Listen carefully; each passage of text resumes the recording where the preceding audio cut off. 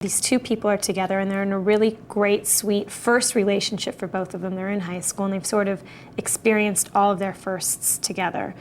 And then somebody new comes in town that's different, who's,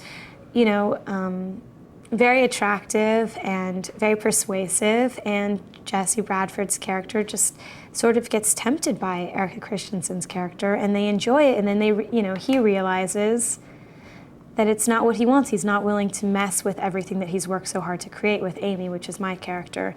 And I think that the impact of having sex and being denied from that sort of drives Madison crazy, and she reacts in really crazy, silly sort of ways.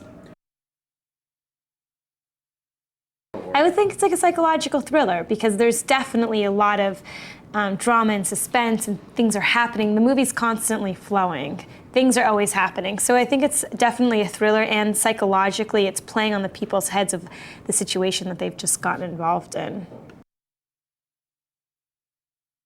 She's very outgoing, she's an artist, she's very fun and very light and happy person.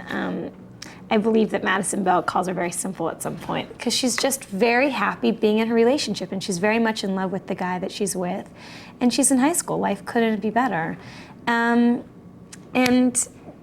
Once she finds out that her boyfriend's cheated on her, she sort of like faces the reality of what life is like without him, and she feels like her first heartbreak for the first time. And I'm really glad that she reacts in the way of pushing him away instead of being the young girl that stereotypically would chase after him, and that's where I think she differs, because she holds her ground and says, if this is what you're gonna do, I don't wanna be a part of it.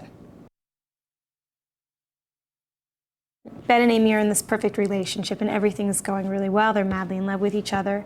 And Madison Bell comes into town and there's something very persuasive about her. I think the way that she moves, the way that she talks, and the way that she communicates herself with Ben is much different than the relationship he has with Amy, which has become very stable.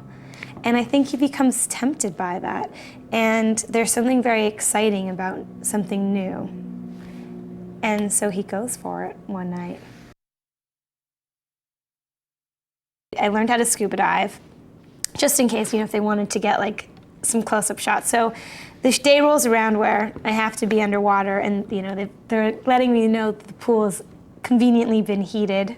So they've taken all these wonderful precautions, and they're really just wanting to know if I wouldn't mind going down, because just filmically, it would look a lot better if they actually could see my face. So I went down and I spent combined about an hour underwater, which was, it was really exciting.